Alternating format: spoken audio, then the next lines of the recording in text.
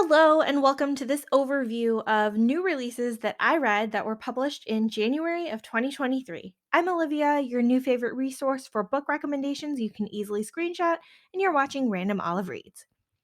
First up is Lunar Love by Lauren Kung Jessen, and it's a contemporary romance that is a standalone novel. So, Olivia is set to take over her family business, which is a matchmaking service in Los Angeles' Chinatown, based on the principles of the Chinese zodiac. We start with a meet cute in a bakery and a scuffle over a pastry, but she never catches the man's name. Later, we find out that Bakery Boy is actually Bennett, the owner of a new dating app, also based on the zodiac. Olivia sets out to gather more intel, so she uses the app to make herself match with Bennett for a date. She's determined not to like him since he's a business rival and his zodiac animal is incompatible with hers. When everyone finds out who the other person is, they end up making a wager and setting each other up on dates to see which matchmaking service is superior. But Olivia and Bennett spend more time talking to each other than talking to their intended dates. It's really sickeningly sweet. Olivia's got her own history of heartache, though, so she really believes that Bennett is incompatible and she tends to think the worst in him. The book was absolutely adorable and sweet and smushy, and I really enjoyed it, even though, just heads up, not really any steam in this one. Next up is Their Marchioness by Jess Michaels, and it is a historical romance in Regency England, and it's book one of the Theirs series. So we have a Marquess who plans a birthday treat for his wife of 10 years. When they go to a cottage for the week, he invites the man that she was in love with as a young lady to join them in the bedroom. While the Marchioness gets to live out her fantasies of enjoying the intimate attentions of both men, the Marquess gives in to his own desires for the other man as well. There's not much in this book plot wise. It's mainly about the physical and emotional relationships between these three people, and then the stodgy Marquess himself dealing with his repressed emotions. We have another kind of short novella here, Earl's Prize Curves by Gemma Frost. It is book one of the Lord's Love Curves series, and it's a pretty quick read available on Kindle Unlimited. So we have curvy Clara, who has played a nursemaid to her aging parents and will shortly be engaged to her father's elderly friend. She sneaks a naughty book to share with her friends, and their father catches them and confiscates the book. Now, Hugh, the widowed earl, is now even more attracted to young Clara and proposes to tutor her in all the illicit acts from the book. Mostly steam, but still lots of protectiveness and care. Definitely recommend this one if you're looking for a quick read. Next is One Wedding and an Earl by Tracy Sumner. It is book four of the Duchess Society series and available on Kindle Unlimited. So, tragic childhoods for both Ollie and Necessity have made them both wary of romantic entanglements. Oliver, now an Earl, has had a shady history of opium dens, brothels, and getting slashed in the face in the back of a gambling hell alley. So now he is a recluse fixing up his estate where he suffered from his abusive father. Necessity, who's orphaned when her whole family was killed by cholera, is soon to be the most sought after landscape architect in England. When Necessity is recruited to fix up Oliver's garden, they give in to the attraction, but neither wants to ask for anything more, knowing their own personal traumas and their vast differences in social standing. However, these two are delightfully fiery together and certainly destined for greater things if they would just allow themselves to ask for more. Also, this book has a really great introduction to another street thug with a suspicious history, and I'm looking forward to reading more about him in a future book. One of my favorites for the month is In Which Matilda Halifax Learns the Value of Restraint by Alexandra Vasti. It is book two of the Halifax Hellions series, and you can get this one for free from the author's website by signing up for her newsletter. There is so much going on in this book that it's hard to summarize it all in one line. So, Matilda is a twin and scandalously known as one of the Halifax Hellions. She and her sister Margot have a reputation of behaving outrageously and getting into trouble. However, Matilda has a secret that no one knows about. She draws naughty pictures and sells them to printers who put together erotic pamphlets. Christian finds himself the subject of these naughty drawings and confronts Matilda. He has his own problems with scandal and speculation since he was rumored to have murdered his wife, which obviously he didn't. Matilda is apologetic and wants to make it up to Christian, but he won't allow it. She finally wears him down and convinces him to let her come to his home to serve as a painting tutor for his younger sister, and they set off on the road. Matilda leaves a note for her sister that she's eloped, hoping that she won't be followed. We see twin sister Margot's perspective in her own book.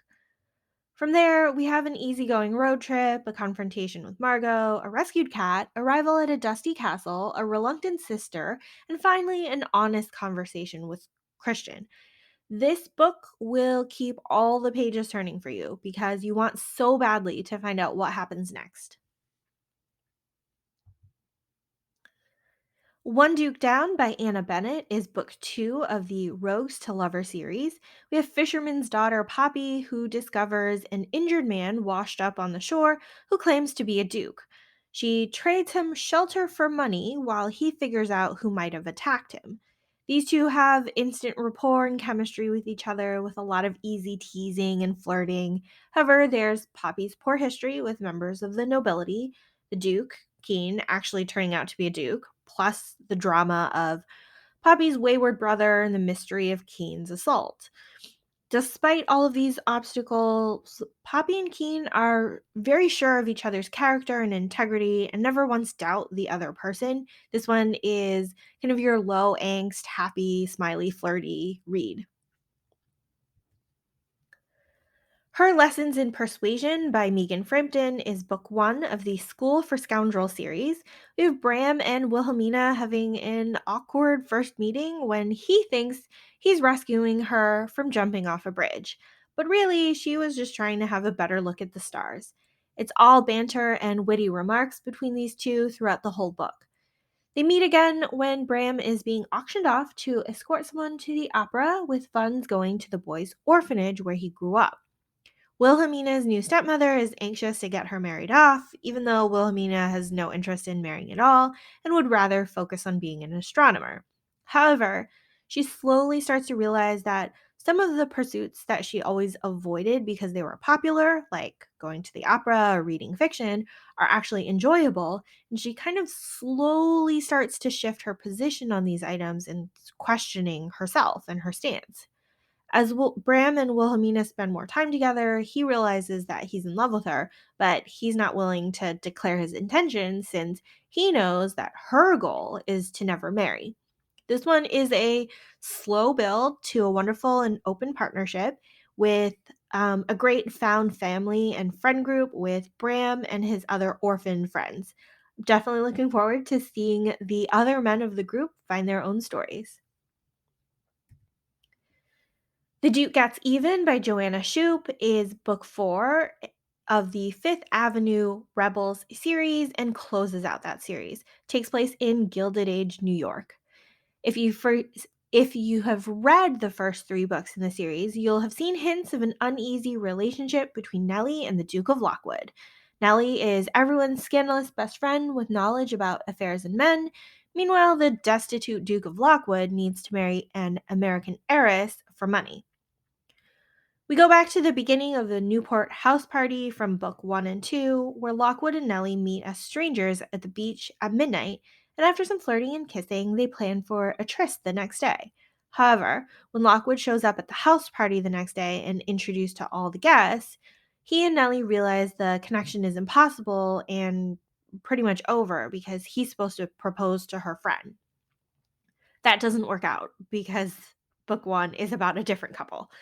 We meet again in 6 months after Nellie's other friends are all settled and Nellie's feeling listless and aimless since all her friends are married and they don't really need her anymore. Plus, Lockwood's still looking for a docile and wealthy bride. What starts out as angry flirting turns into kind of an angsty affair, with neither of them wanting to engage their hearts. Lockwood's got secrets of his own with a health condition, plus, Nellie is unwilling to risk her emotions after her mother died at such a young age. Um, One very important side story here is Nellie's work in educating women on contraception and taking control of their reproductive rights. I did appreciate seeing this play out in a historical setting and seeing Nellie's championing of women's education on the subject. Overall, this was a great conclusion to the Fifth Avenue Rebels series.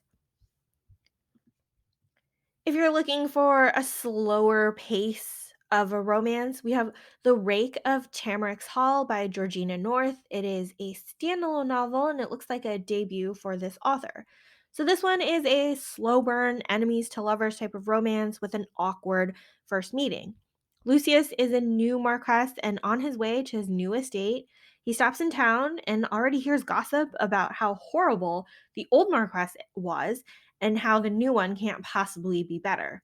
Of course, he finds that a pretty young lady, Cressida, and her sister are the ones gossiping, and they most definitely get off on the wrong foot when the ladies discover who he is.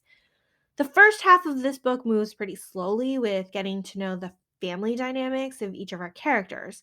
Lucius has a reputation as a rake in London, but he seems to care about his tenants at his new estate. Cressida has an abusive father and three sisters who have been neglected and not considered out in society despite their ages, plus a shady history with the previous heir of the Marquisate. These two argue and bicker every time they encounter each other until finally they're caught in a room together and need to marry to save both of their reputations. From there, we have more arguments and misunderstandings with tons of emotional angst. Despite the slow start to the book, when you realize that Lucius and Cressida are both emotionally invested in the status of their relationship, so are you. Insatiable by Darcy Burke is book 8 and the final book of the Phoenix Club series. We finally see our meddlesome club owner Lucian meet his match. With the scandal and drama that closed out the end of Book 7, Lucius is at risk of losing the club from interventions of the anonymous patrons from the Foreign Office.